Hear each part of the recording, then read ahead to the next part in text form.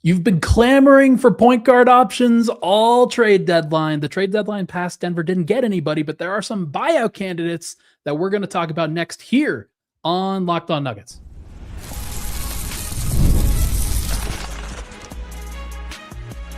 You are Locked On Nuggets, your daily Denver Nuggets podcast.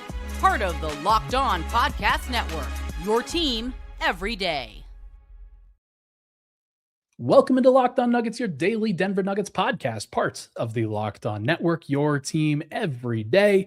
Thank you so much for tuning into today's episode, being an everydayer, making us your first listen as we discuss a variety of things. The Nuggets play the Cavs on Monday night. We'll get into the James Harden Cavs. Now that's something we have to talk about. We will also discuss the playoff rotation. I know a lot of people have questions about Christian Brown versus Peyton Watson. We'll get into some of that. And then we will start with Lonzo Ball, D'Angelo Russell, and some other potential buyout point guard targets that I think is going to be a lot of fun. Today's episode is brought to you by Game Time, or by FanDuel, excuse me. The winter games are on, and there's no better way to follow than with a bet on FanDuel. FanDuel, play your game. My name is Ryan Blackburn, host here at Locked On Nuggets. Also over at the Pickaxe and Roll podcast and Mile High Sports, joined by Matt Moore, who's over at the Action Network, Hardwood Paroxysm, the Denver Dig, and does everything in between. Make sure to go check out his content and some of the content that we've been doing for the Everydayer Club, which I will tease at the top of the second segment. Matt, we watched a Super Bowl tonight. It was a pretty shaky Super Bowl. We were going back and forth in the group chat a little bit about how the Broncos would definitely have smoked the Seattle Seahawks. That was, I think, a common sentiment shared by all three of us. Yes, that is what was said in the group chat, is that the very good Denver Broncos would have smoked the Seattle Seahawks. That is what was said. Gotta love it. No, we were going back and forth, Matt. And Look. We could come together though tonight and be like, thank God the Patriots didn't win. Like all of us together can come together tonight and just be like, thank God that franchise didn't win. We were all Patriots haters tonight. Shout out Bad Bunny. That was a fun halftime show.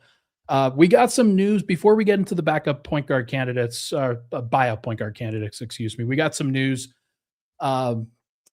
Jamal Murray is going to be in the 3-point contest. Yeah, he is. Pretty cool thing. That's what happens when you shoot like 40,000% from three on an increased number of volume attempts over the course of your first All-Star candidacy season. Super cool that Jamal's participating in this, Matt. Yeah, I think it's really awesome. I think he's got a really good chance too, because guys that know how to shoot off handoffs do very well in the 3-point contest. And because of all the DHO work that Jamal has done, I think he's actually like in a really good spot here. His release is quick. Like, I think Jamal is live to win this thing. It's also hilarious that Dame's going to do this. It's just very hilarious that Dame's going to do this. But yeah, Con Knipple, I think, needs to be probably the favorite, but I think Jamal's going to have a really good chance to win this thing. Jamal winning a 3-point contest would be a really great story.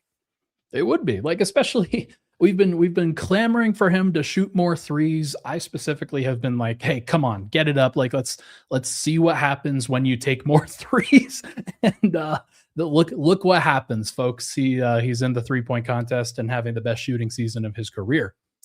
Okay, now let's talk about buyout point guard candidates. This is something we wanted to lead off the show with today. There's been a lot of murmurs about Lonzo Ball going to the Golden State Warriors, about him considering some options like that. It actually kind of reminds me of the Al Horford situation in the offseason. We're like, okay, that's probably happening. We'll see whether Al Horford actually wants it. This situation may be a little bit different, though. Lonzo, the medical situation is something that a lot of teams are obviously concerned with for him, and for good reason. Matt, when you heard about Lonzo to the Golden State Warriors and then potentially to the Denver Nuggets, what was your first thought for somebody like him? Honestly, I don't think it's going to matter a lot. I just don't. I think I think the Cavs have a pretty good team and organization.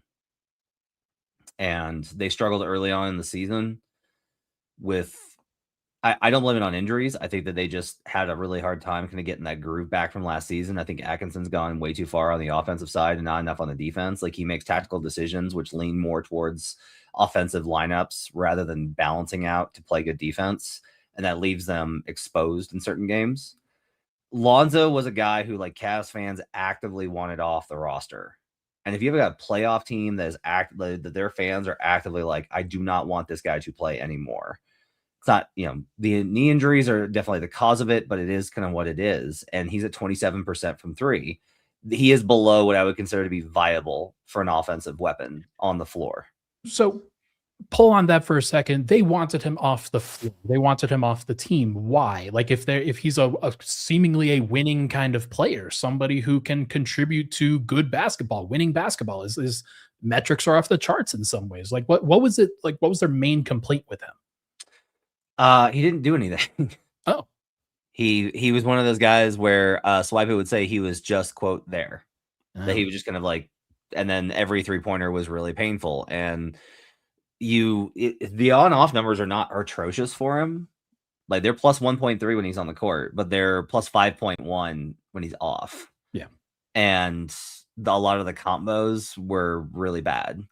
I just think that I have concerns that he is just simply unplayable in a high leverage situation at this point.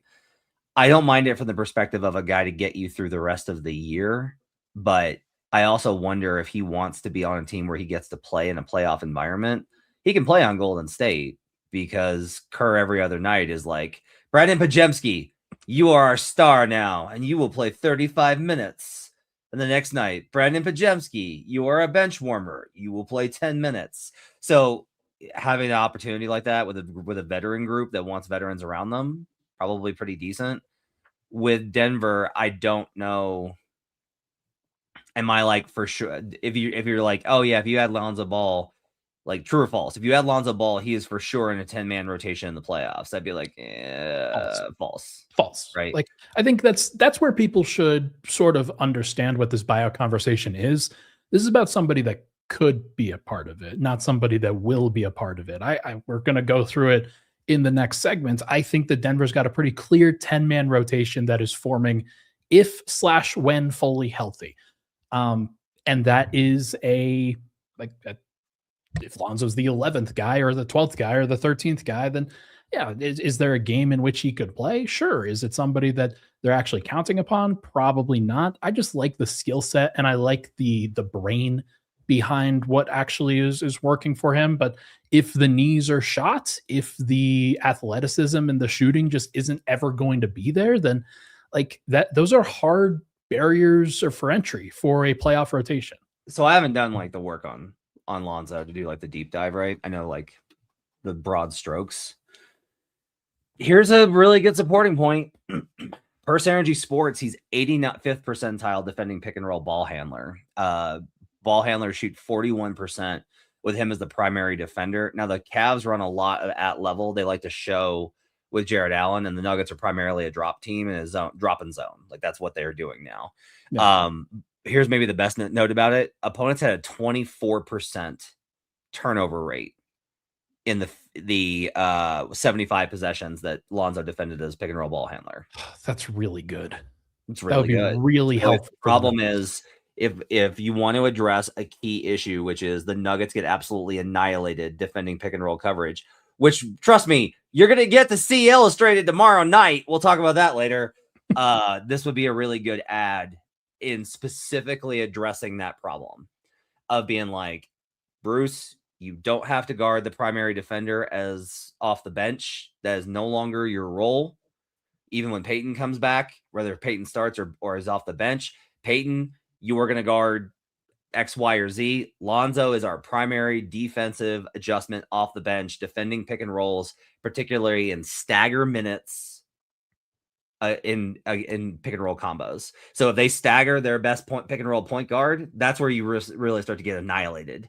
Yeah. Is in those minutes. It's not even necessarily the non-Jokic minutes. It's like the Jokic Val both, but that brace across the bench minutes. Sure. That's where you really get hurt. If you can be able to bring in a defender of that caliber, that's really good. It is entirely possible that Lonzo Ball is like, oh, this is really easy when like all I have to do is make simple, easy reads because of how Nikola Jokic makes it. And then like his 3-point shot just looks and feels better and he gets in a rhythm. This could work. Like this could work.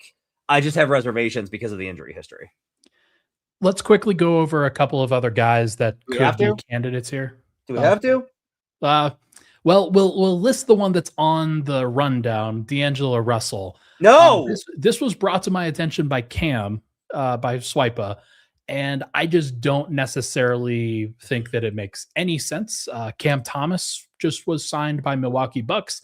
I think of D'Angelo Russell and Cam Thomas as the same player. One of them has more passing tendencies than shooting tendencies. Like I do not think of them as any different, and I did not think Cam Thomas would be good. So I just don't expect like D'Angelo Russell to be a fit here in any way, shape, or form. Also, Jamal Murray and Bruce Brown are on this team. So how good of a fit can it possibly be?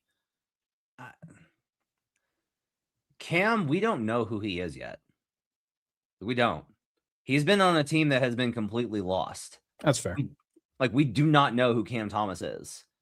And I think there's a possibility that Cam Thomas can become a winning player. I'm not ready to sell on Cam right now, because I think when everyone's like critiquing whatever it is about Cam, you are putting a lot of the problems of the Brooklyn Nets onto Cam Thomas. He hasn't been in a winning environment where it's like, can you play a role?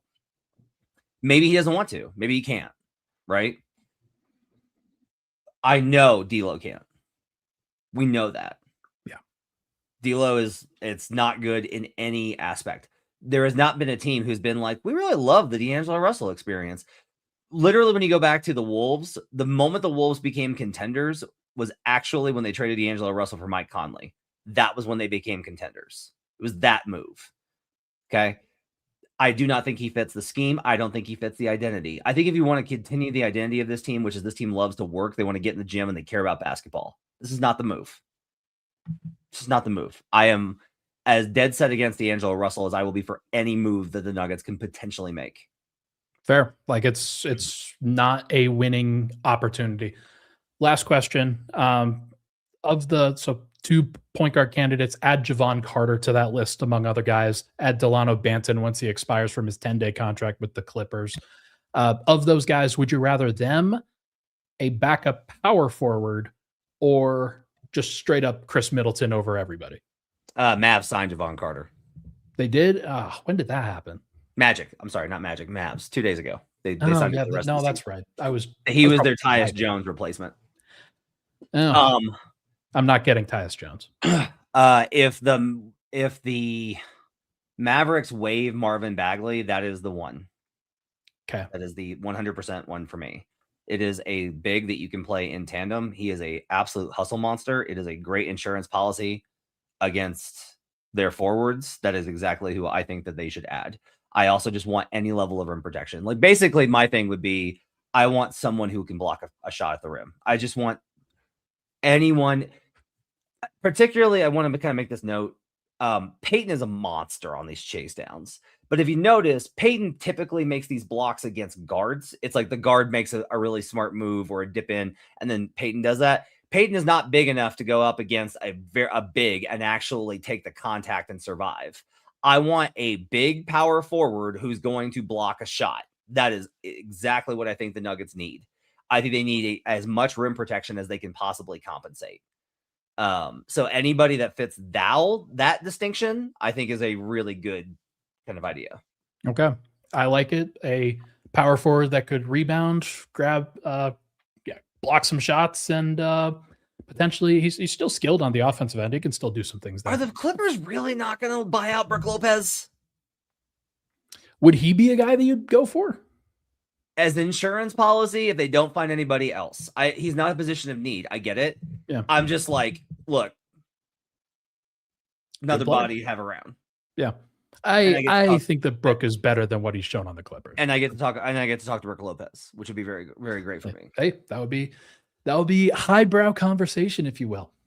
All right, let's take a break. When we come back, we are going to discuss the playoff rotation as we currently see it, based off of a conversation and an article I wrote on the Everydayer Club. We'll be right back here on Locked On Nuggets.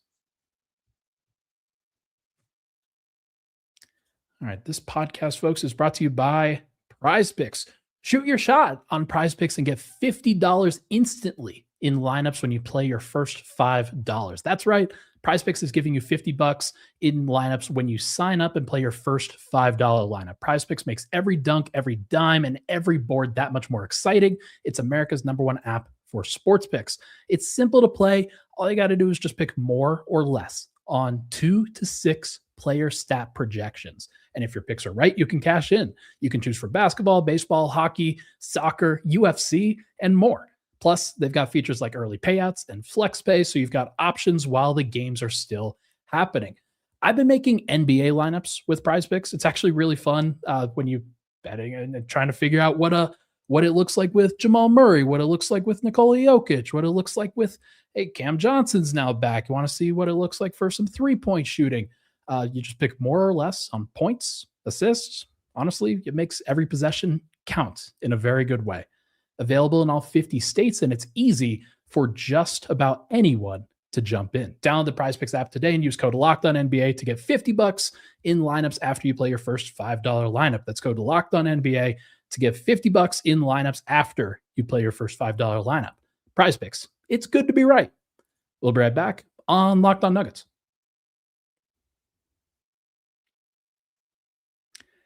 We're back. Locked On Nuggets, thank you so much for tuning into the show. Folks, hit that like button, hit that subscribe button. Would really, really appreciate it. Matt, I did an article earlier today on Everydayer Club. And for those that haven't seen it before, you should make sure to go down into the description, click on the link for Everydayer Club below. There's plenty of awesome options. There's a Discord. There's articles that we give out. We're giving you insider information, things like that. Another good opportunity to connect with the folks that you love here at Locked On Nuggets. I wrote an article about the playoff rotation and basically highlighted that I think that Denver should have a 10-man rotation on the first game of the playoffs when their first round hits, around April 15th, April 18th, whatever the day is. Would you like me to go through that rotation?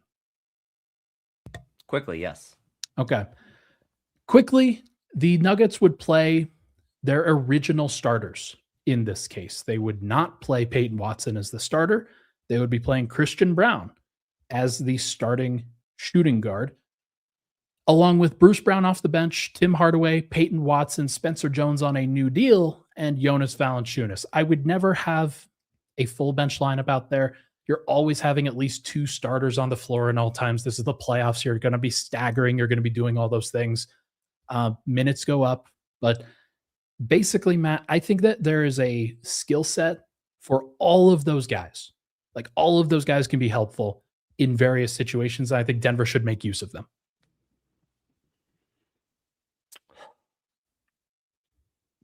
So I think my starting question for you is, what do you want to do? Let's start here. Do you stagger Jamal? Yes. Okay, why? I think that it is a principle thing. And a lot of this was me thinking about it from David Adelman's perspective, not necessarily what I would do. I project that David Adelman will stagger Nikola Jokic and Jamal Murray. It's just what is going to happen based off of, hey, you've got an all-star, you've got the best player in the world. These are the minutes are going to go up. So they're not exactly playing a whole bunch of minutes apart from each other. I project it's a total of 16 minutes, 18 minutes apart. And then they're playing a whole bunch together and there's no time where neither of those guys is on the floor. And I just think it helps them solidify the offense. It helps them drive the offense. And then they figure out the defense around those guys, understanding that you will have weaknesses, but by staggering them, you might be able to hide them or hide one of them or the other in different configurations. Yeah, and the data backs that basically Val goes from a small minus to a huge negative without Jamal. And so those that follow the show know how big I am on the possibility of the Cam Johnson minutes. I think the ideal rotation is probably involves a stagger of Jamal and Cam alongside Peyton in the Val minutes. That to me is the ideal that you want to get to. The first lineup that I have that does not include Nikola Jokic, I have him playing the entire first and third quarter. Mm-hmm. Start of the second quarter, fourth quarter, this is the lineup that I've got. Jamal Murray, Peyton Watson, Cam Johnson, Aaron Gordon, Jonas Valanciunas. It's a pretty good group, man. Aaron Gordon, huh? Yeah. I mean, he's playing backup power forward in that case, not center. The Aaron Val minutes have shown a lot of promise. I think the question is whether you want to maximize spacing and speed around Val, or if you want to go all in on size, strength, and versatility. I think that's an interesting kind of question to kind of figure out what the element is. I have Christian starting ahead of Peyton in this case. And I think that's going to throw a lot of people. It's going to be something that people are not very comfortable with, given what Peyton has shown, given what Christian has shown. I did a little defense of Christian on Pickaxe last night. I thought he had a good game, and people could not stop complaining about him as a player and what he's provided and saying, okay, it's only happening because of the Bulls. And that might be true. But like, I just think that Denver's going to get back to a comfortable place with Christian, and they'll start him. It doesn't necessarily mean he will start for the entire playoffs. It doesn't necessarily mean they'll close with him, right?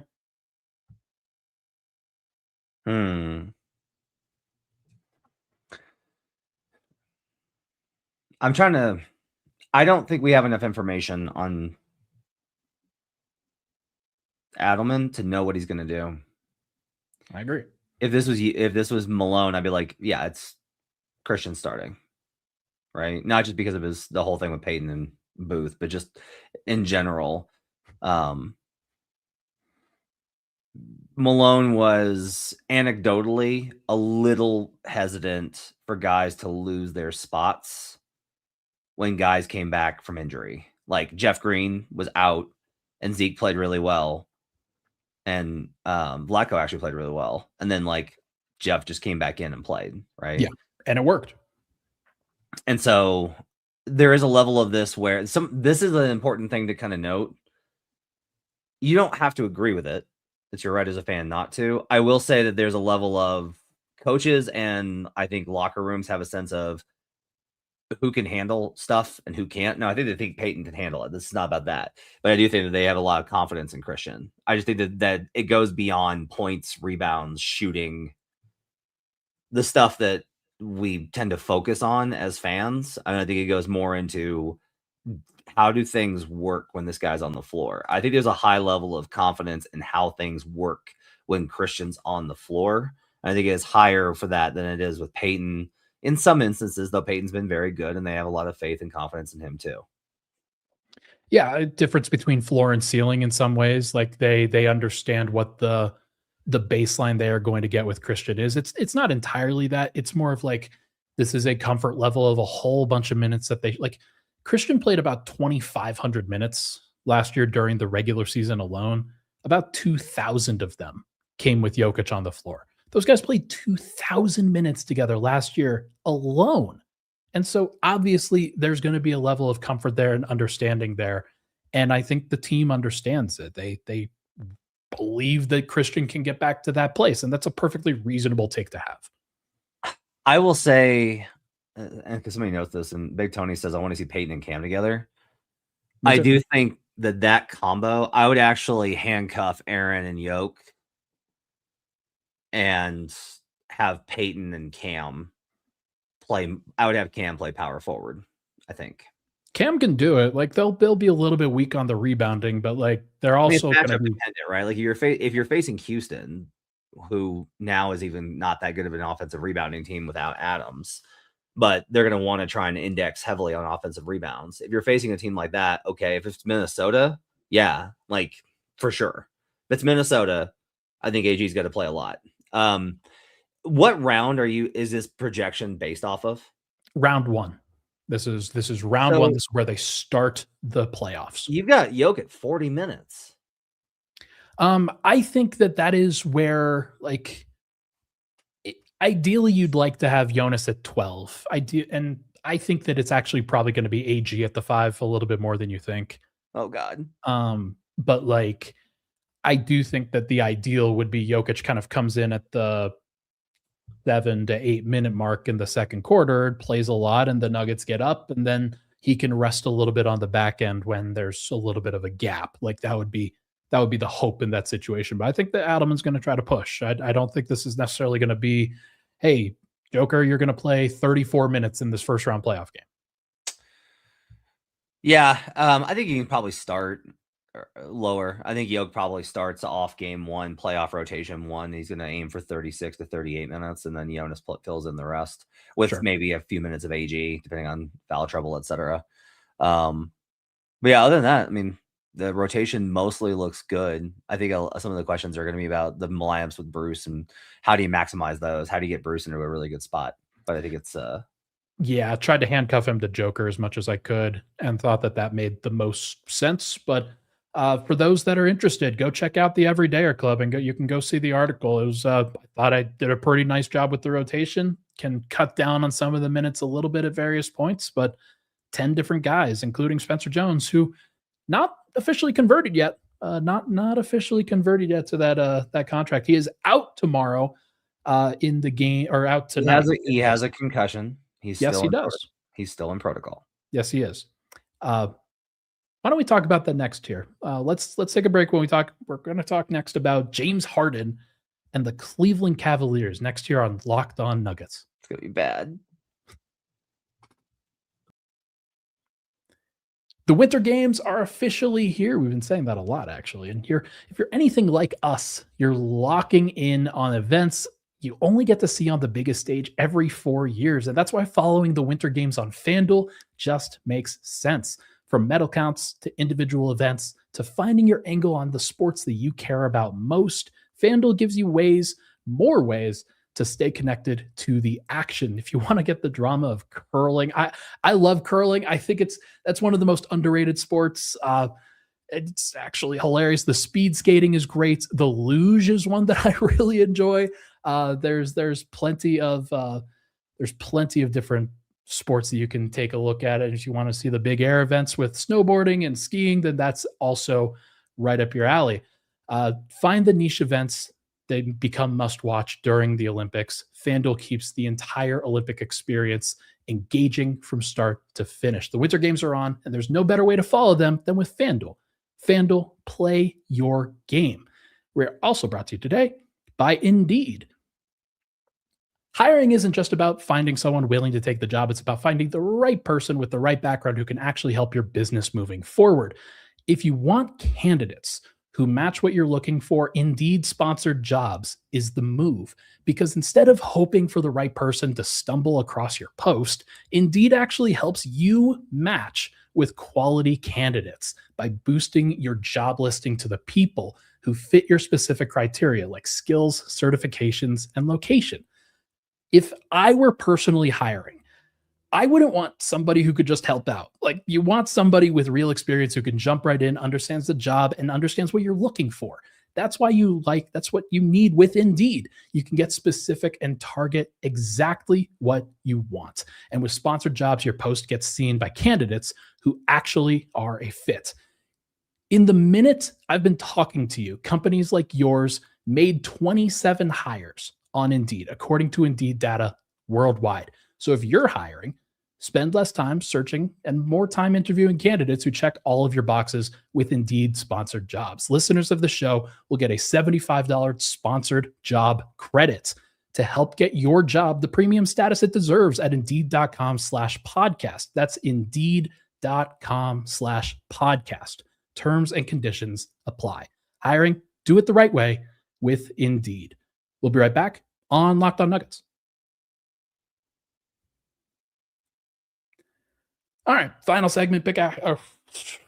Locked On Nuggets. Thank you, sir, for tuning into. Clean it up, Blackburn. God, man, that Indeed read was fantastic. I was incredible, and then I ruined everything. Final segment. Locked On Nuggets. Thank you for tuning into the show, folks. Hit that like button, hit that subscribe button. Let's talk about the game tonight, man. Cleveland is coming to town and will face the Denver Nuggets. Gosh, like, how in the world do you guard James Harden and Donovan Mitchell with the lineups that the Nuggets are going to throw out there tonight? I have no idea. You do not. They're going to get killed. This Cavs team has had their number anyway. Like, they have a really hard time matching up with. The problem is the teams that run spread pick and roll have always given the Nuggets a little bit of a problem. Harden used to absolutely be a nightmare for the Nuggets. Like, they could not figure out how to handle Harden. DOA. And now, then they kind of got it together and they figured out how to do it better. Aaron helped a lot with the weak side rim protection, those kind of things. no Aaron here. And like the Cavaliers have a specific problem because they have both shooters, a dynamic guard that scores in pick and roll that you need to put pressure on, and they have rim finishers with Jared Allen. Like, it's just a problem. And Jalen Tyson is shooting 47% from 3 tomorrow. Guess who's going to be in the scouting report? So Jalen Tyson. He's good. Jalen Tyson's going to have a night. Jared Allen's going to have a night. Harden's going to throw a million lobs. And then you have the problem of their pick and roll coverage and drop versus Donovan Mitchell, where that guy is so good at getting to angles. Like, he's just so good at, like, he's going to Euro step around Joker and just hit layups and floaters and runners. And that's just what's going to happen. They do not have this is a game where they could really use Peyton. They need somebody who can get over screens and defend. Like, him versus Donovan Mitchell is a really good matchup. Not available. Like, let's see. Who are they? Are they going to start Bruce tomorrow? I'm looking at it now. Jamal is questionable. We'll see whether he plays. I think he'll probably play. Aaron is out. Peyton is out. Spencer Jones is out. Nikola is probable. Christian Brown is probable. Spencer would be such a good assignment on Harden too. Like, he would foul him, and that's fine. Yeah. But he would at least bother him to be like, all right. And he would learn, and it's another good learning experience for the never-ending hellscape that is Spencer Jones's season, where he gets put on the elite offensive players every single night. There's just there's no counter here. Yeah. Like, there's just no counter here. Isabel asked, is Zeke not a big power forward who can block at the rim? No, he's not. No, he's not. No, stop that. He doesn't block shots. He is a switch 4. That is how you should describe him. So, like, I just whether it's Bruce Brown or Jalen Pickett, it's food in pick and roll. If it's Jamal, it's food. I know he doesn't really have this reputation. Julian Strawther's been playing pretty well. He started last game. It was against the Chicago Bulls. I'm not going to over-index on it. However, Julian played pretty well. I'm not expecting him to be great on the defensive end, but if he could help them outscore the Cavs, that's really the only way that I could actually have them see it. But with the starting lineup that they had, Murray, Christian Brown, Julian Strawther, Cam Johnson, Nikola Jokic, do you have Cam guard James Harden? Do you have Julian Strawther guard James Harden? Is Christian Brown going to guard James Harden? Who guards Donovan Mitchell in that case? I think you just got to start trying stuff. Julian's only guarded 35 pick and rolls, but 0.86 pick and roll points per possession allowed, 41% shooting, and he's really good at sniping that corner pass. I'm worried because I feel like you're setting me up because I have 100% not, because you've been such a Julian hater this season, and I haven't been able to defend him. I've just had to been like, he's been bad, but here's the thing: I've been really impressed with him, man. Genuinely, the last 2 to 3 weeks that he has played has turned around his season entirely. He is now a guy who, I think they can have some confidence in just doing the right things out there. So this is a gambling thing, and a lot of our audience doesn't gamble. And I'm trying to put this into a basketball context so it makes sense. Think of the market as just an expectation. That's all. That's why I like all this stuff. Honestly, I just like the idea of there being a number of an expectation. The Nuggets are expected to lose tomorrow by a point, which translates to a win probability of how often they're supposed to lose. They're supposed to lose about 49% of the time. This is a coin flip game, right? Yeah. But this is the funniest number I have. So the total is based off of the expectation of how many points that these teams are going to score combined. Okay. And they have all this information, and they have all this data, and they know all the numbers that we have, they have, and they've factored them in. They have super complex models. Okay. With all that said, here is the over number when Nikola Jokic plays and Aaron Gordon does not this season. The over is 20-4. 87% of the time, the over hits. Yeah. Because of a combination they have to do. You can't stop the Nuggets offense, and they can't stop you. Man, the Murray, Peyton, Cam, Spencer, Jokic lineup, the one that they started for the vast bulk of the middle of the season. was like a 135 offensive rating. Just an unbelievable number that they were able to put together, and they kind of had to do that because they suck defensively. So they know what they have to do, folks. This is going to be a scoring game. If the Nuggets win, it is probably because they outscored the Cavs 130 to 125, 135 to 130, somewhere in that general Here's the range. number. Murray, Peyton, Tim Hardaway Jr., and Jokic together this season is 135.4 offense, 120.5 defense.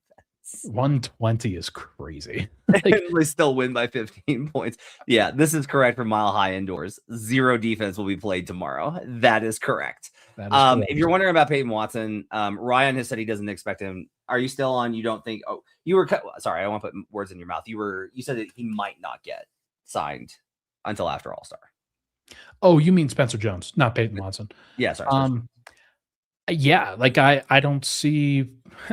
I don't think they're going to rush it. I think this is honestly an injury of convenience for them, where they could try to then squeeze in 2 different contracts as much as they possibly can.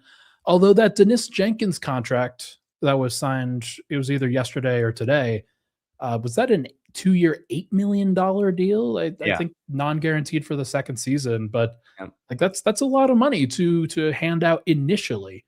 And like it's a larger contract than I think the Nuggets were hoping to see Spencer Jones sign. So I don't know, Matt. I do not know how they fit in both guys, whether it's a Spencer Jones and a buyout candidate. I think it's really tough, honestly, because if you're Spencer Jones, if you make it to the end of the season, is there a team out there that looks at your 40 games played in a pretty high leverage spot where you started for the Denver Nuggets and played great and hit corner threes and played awesome defense, and they sign you to a 4-year, $16 million contract? Of course. And then but then it's like, okay, but I really love it here, and this team invested in me and they believed in me, and they get to play with Jokic and I can compete for a championship. But there's risk here, I think, for Spencer. Is like if you don't sign, there's risk because you might just get lost in the shuffle and you miss out on an opportunity for guaranteed money. If you do sign, you may be signing yourself to something that's like well below your market value. Like whatever they do, Spencer needs to build in an opportunity for him to reach free agency within the next year. The other thing is that because of the way that the 2-way contract system works, Denver would have him on a restricted contract, a restricted free agency contract. So they can match whatever is offered, which would then depress the value even more in all likelihood. So restricted free agency is immoral. Yeah, it's not great. We've seen that pretty clearly, and we'll probably see it with Peyton Watson in the offseason. There is plenty of other factors here that we could get into, but we have run out of time. Any final prediction? You're going to go Cavs win tomorrow? Yeah, Cavs are going to win. I'm going to have it probably like 135, 120. Actually, is probably going to be the number, the inverse of what we just talked about. It's probably going to be something like that. Like I just think Cavs have too much firepower for Denver to stop tomorrow. When they're missing these guys, I just don't think they can. It's very rare that I don't think Denver can match up offensively, but the defensive matchup is too bad for them. So I'll go ahead and I'll say those. Is it possible that like the Cavs just are a little bit new to this and trying to figure out how to play with Donovan Mitchell and James Harden at the same time? Yeah, because that's what happened in the game versus the Kings. And then in the fourth quarter, they were just like, oh, James Harden just went out and hit 3 threes and Donovan Mitchell went nuts and they smoked him. So it's like that they don't know what they're doing, but they also like it's very easy for them to figure it out. That's part of the advantage for their system is just like it's like what do you need to do? Okay, I want 3 guys to stand around the perimeter and the big guy's going to set a screen for either Harden or Mitchell. And then that guy's going to come off the screen. And if they show on him, throw the lob. And if they show the lob, throw to the corner. Profit. Like it's a very easy mechanism that Denver is not equipped to score. Yeah. Now, I do think the Nuggets can absolutely put up a number on them. So if they get bad shooting, I think the Nuggets can win this game. Like they're really good, but the Cavaliers they are a wagon offensively when they are clicking. Cavs win by 10. Jokic goes for 30-20-10. That is my official prediction. 30-20-10. Okay. He's looked pretty good in this last game. All right, folks, that is going to do it for this episode of Locked On Nuggets. Thank you so much for tuning into the show. Check out the Everydayer Club below. Hit that first link in the description. Hit that like button and subscribe button on the way out. We'll talk to you guys very soon.